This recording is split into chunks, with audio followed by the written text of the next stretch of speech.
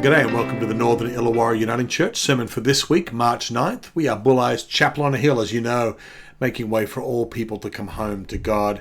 And this Sunday, March 9th, is the first Sunday of Lent, beginning our preparation for Easter. In its wisdom, the Church has set aside the 40 days before Easter as a fast or a time of reflection and preparation, as we might want to call it, digging deep within ourselves, like a patient gardener maybe, preparing the soil of our hearts, watching and waiting for the good work of God to take root deep within us. And since we're talking about this Lent, watching and waiting, there is no book of the Bible that teaches us more about watching and waiting, patience in the face of confusion and perplexity, than the prophet Habakkuk, or Habakkuk, however you want to pronounce it. I guess I'm going to go with I'll go with Habakkuk. Anyway, so this book goes deep into the pain of our hearts and the evil of our world, and asks, what does it mean to watch and wait for God to truly show up in these places? So I'm going to read to you the first few verses of Habakkuk and give us a bit of context. Habakkuk in your Old Testament, one of the minor prophets, chapter 1, starting at verse 1.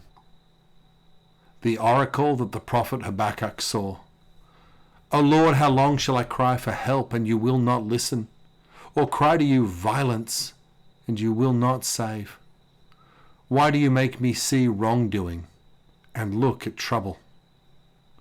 Destruction and violence are before me, strife and contention arise. So the Lord becomes slack and justice never prevails. The wicked surround the righteous, therefore judgment comes forth perverted. Well, that's the word of the Lord, and we get right into it with Habakkuk, no wasting time. Maybe you've seen the movie Jerry Maguire. It's an old movie from the 90s, I think, starring Tom Cruise and Cuba Gooding Jr. It's a pretty well-known movie. Tom Cruise plays Jerry Maguire, a sports agent who recently has grown a conscience, not all about the money. He's trying to be a better man, and he wants to actually help the athletes that he's an agent for. And he's pinned his hopes on the up-and-coming footballer, a guy named Rod Tidwell, played by Cuba Gooding Jr. Now, many people remember the most famous line from this movie, "Show me the money." There's also another famous line, "You had me at hello," a more romantic line. Renee Zellweger plays the love interest in this movie. But there is another line that has always stuck with me during this movie. It's another line that I like better. And it's as good a place to start as any as we think about the message of Habakkuk. The line comes late in the movie. And you see Jerry and Rod, this athlete and his agent, have this contentious relationship. Jerry keeps trying to help Rod stay focused, play hard and get the big contract and look after his family. But Rod is all over the place. And so Jerry just gets more and more stressed out because this is his one client. And although he wants to care for Rod, he's also really needing this to work. And so he pushes Rod emotionally a little bit. And Rod pushes back. And one day in the locker room, they really get into it. And Jerry just snaps. He starts yelling and pounding the wall. They really start arguing. He says, "Help me, help you." He complains about all the hard work that he does and how Rod doesn't appreciate it. And Jerry just sort of throws his hands in the air and starts to walk away feeling so defeated. And he's also a little embarrassed because he's poured his heart out and Rod simply starts laughing. But then this moment comes. Rod follows Jerry out and says, "Look, I appreciate you going out to bat for me." He says, "But the difference between you and me," this is the line I want to look at. "The difference between us is you think we're fighting, and I think we're finally talking." You think we're fighting, and I think we're finally talking. I want you to remember that phrase because as we go through the sermon, it's going to come back again and again. Because that is exactly what the prophet Habakkuk is all about. Did you hear how the reading began? This ancient prophet is fighting with God. "Oh Lord, how long will I cry for help and you will not listen? Why are you not paying attention to me? Why do you make me see wrongdoing and trouble?" Habakkuk is an angry man, and perhaps he has good reason to be. His troubles are a long way from us. They happened in the 15th century BC, but perhaps we can feel some of it. His tiny nation of Judah, God's people, are caught up in a power play between two great empires, Assyria in the north and Egypt in the south. And for decades, their little nation has been a plaything of these two great powers, harassed and oppressed by these two evil empires. And during Habakkuk's life, there is this stunning moment where Assyria and Egypt actually joined forces over and against Judah and to fight another great empire now called Babylon. And this global conflict is massive, but it hits home in a tragic moment for Habakkuk and the people of Judah. One of the few good and moral kings of Judah, King Josiah, he goes to battle, rides out to stop the advance of the Egyptians as they merge across Judah to form an alliance with Assyria. And Josiah is killed in the Battle of Megiddo. Now, Megiddo is an interesting battle. It's one of the first battles in history to be recorded in detail, to hear a blow-by-blow account and even a body count. But for Judah, it's a tragic moment. Their good king, Josiah, has been killed, and his son, Jehoahaz, is taken into captivity, and the youngest son, Jehoiakim, is only allowed to rule because he pledges loyalty to Egypt. It's the worst of all outcomes. After centuries after escaping Egypt and slavery there, Judah has now essentially, in all intents and purposes, become slaves to Egypt once again. It feels like any progress that Judah has made has faded away. And it all feels so crazy and pointless anyway, because Assyria falls anyway, only to be replaced by the Babylonian Empire, who will soon start their own journey of oppressing and harassing Judah all over again. Habakkuk, unlike us, is getting cynical about politics. I know, it's hard to believe. And what's worse, as Habakkuk looks around, he sees his own people not standing up in protest, but being influenced by the wicked powers around them. The church and the people of God have been infected by violence and corruption. And why not? It seems like violence works. The world is deeply unfair. Good kings die ignobly, weak and corrupt kings survive, and violence and power seem to have the final word. And so the big question of Habakkuk, the prophet, and his message in these 4 chapters is, what is a person of God to do in such times of disappointment and cynicism? Well, in fact, one of the wonderful things about reading the Bible is there are actually a number of different options that we're given. There are a variety of prophetic voices that speak out about much these same kinds of issues. You could take the path of Micah, one of the great and most famous prophets. He has some good things to say. He looks at all the problems of the world and these crises, and he turns to the people of God and says, see, this is happening because you failed to keep the law. You need to keep God's moral law, and none of these things would have happened. So if you don't want bad things to happen, you better start doing the right thing. And look, there's some truth to that. We are all complicit in the issues of our world. And we hear the message again and again. Take some responsibility. Make your beds. Follow the rules. That's the one approach. That's the Micah approach. There's another approach from another prophet around the same time as Habakkuk, and his name is called Nahum. Most people don't read Nahum today because Nahum's approach is really this. He spins the situation. Do you know what I mean by spinning the situation? He tells a story or casts an image that puts the whole situation in a positive light. Basically, Nahum looks at all the crises of Egypt and Babylon and Assyria and turns to the people and says, well, look, good news. We hated the Assyrians and God has now destroyed the Assyrians. Isn't God great? I mean, forget about the fact that another evil empire is on the rise. Forget about the fact that we're enslaved essentially to Egypt. But at least God has destroyed the Assyrians. Look on the bright side. And Nahum is actually a really gifted writer. It doesn't pick up in the English translation, but his poetry in Hebrew is some of the best. He almost makes you forget the bad stuff. He says, look at the bright side. Do you have any of these people in your lives? People like Micah who tell you just to do the right thing? Or do you have people like Nahum, the look on the bright side people? Always spinning situations to say how God is working everything out. I've heard these voices in my life. Maybe it's been a voice that I've shared as well. When I got divorced a number of years ago, 20-something years ago, I had people tell me that it was all good because God would use this difficult experience to make me a better minister. Yeah, it's putting a spin on it, the positive side of things. I've actually heard this one. This is a more painful one. Someone had a miscarriage, a child died, and they were told, no problem, God just wants another angel in heaven. I've heard words like those before, and so have you, people who spin the situation. So those are 2 options, Micah and Nahum, and they maybe have their place. But Habakkuk takes a different approach. You can tell it right away. Because Habakkuk sees all the crises in the world around him and the upheaval at home and all the personal pain, and he notably doesn't turn to the people of God and say anything. God doesn't say anything to God's people. Habakkuk turns to God himself and complains to God. He says, how long is this supposed to go on for? How long will I cry for help and you will not listen? God, don't you, God, have any responsibility? Why won't you fix things?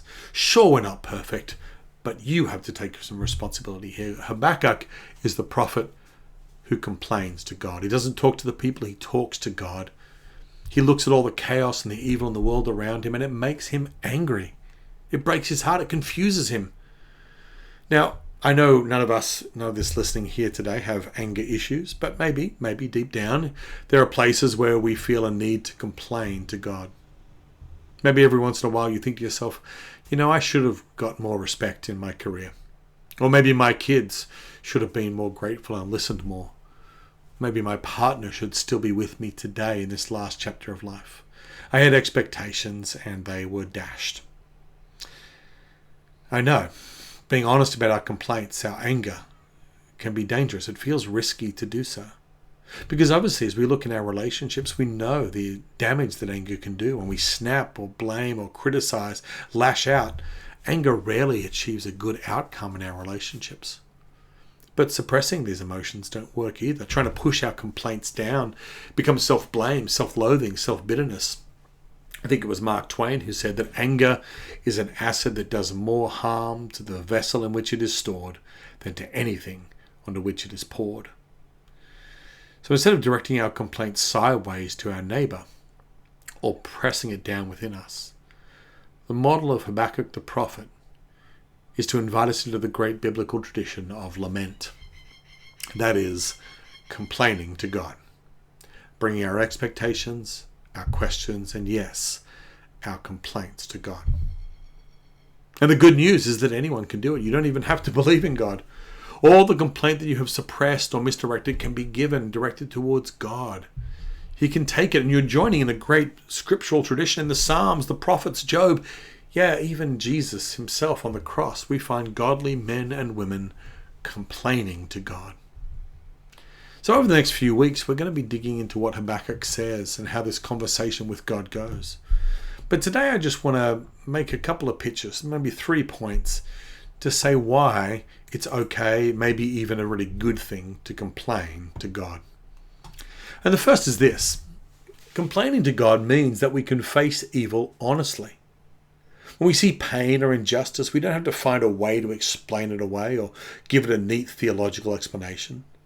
It's a real danger for God followers that we can get so busy defending God that we even start to call evil good and good evil. We start to put God on the side of evil because we somehow have to justify it. We don't know how to explain God otherwise. I mean, there's lots of really painful examples of this. Over the centuries, there have been Christians who have made peace with an evil such as slavery because they thought it was what God wanted. If slavery was there, slavery existed. There were even words in the Bible that seemed to justify slavery. But then some Christians would just go and defend slavery in the name of God. But then there were some others from the very earliest days of the church who actually saw and realized how evil slavery was. They cried out and they complained to God about it. That even when the Bible seemed to justify slavery, they knew it was still wrong. In fact, some slaves themselves opened up the scriptures and complained to God and said, "Where is your justice?" They stopped being apologists for evil and became advocates for the kingdom. They stopped being passive in the face of wrong and started to be prophetic. You see, it is better to be angry at a good God who doesn't meet our expectations than to make peace with a God who is okay with injustice. In a smaller way, this means how we approach people pastorally or in relationship. When someone is going through pain or grieving injustice, it is not our job to sit with them and try to explain God's motives or make excuses for God. Job's friends, when he was going through his difficult time, came and sat with him and were silent for 7 days. That's the way. The problem was when they opened their mouths and tried to explain what God was actually doing. You see, when we sit and talk with others, we should just sit with people and complain to God with them, to join in their complaint. And that leads us to the second thing I want to say, is that lament, complaining to God, actually leads to intimacy with God. It's so much better to talk to God about our problems than to talk about God theologically. Prayer beats theology every day of the week, and I'm a fan of theology. An honest conversation with God is always preferable, even if it means complaining. In fact, this is really what the essence of prayer is. God says to come to our Father and complain and to lay what's on our heart before him. C.S. Lewis says that we should pray what is in us, not what is not in us. You see, prayer means intimacy. Grumbling to your neighbor may feel better in a moment, but it doesn't help. Moaning in our own hearts doesn't help, but coming to God with our real complaints can be the foundation of a profound prayer life. The secret to intimacy with God is to come with what's really on your heart, even if, especially if, it's a complaint. Remember the quote from Jerry Maguire? God tells us the same thing, not show me the money. God says, you think we're fighting, but I think we're finally talking. That's what God says to us. You think we're fighting? You think that your complaints are a barrier between you and me? No, he says, no, now we're finally talking. Our relationship with God, of course it's difficult. It's a fraught conversation. There's so much mystery to God. I don't understand why evil happens in the world or why God seems so far off or doesn't act. And there's so much that's broken in us, so much blindness, so much limitation. But for healing to happen, the conversation will have to be long and it will have to begin. And many times it will look like fighting with God. You know, that's the name of God's people.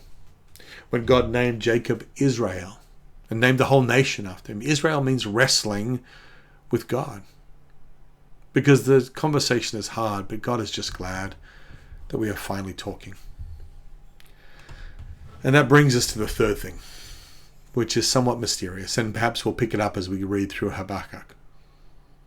Because when we draw near to God and we bring our complaints, when we talk about the things that are breaking our hearts, we start to experience something transformative. In fact, you might call it the very heart of the good news, the very heart of God. It's something that Habakkuk touches on but could not have fully imagined. It's something that we can now know more fully because of Jesus. Because when we talk about God and suffering, it's not very long before we start talking about the cross.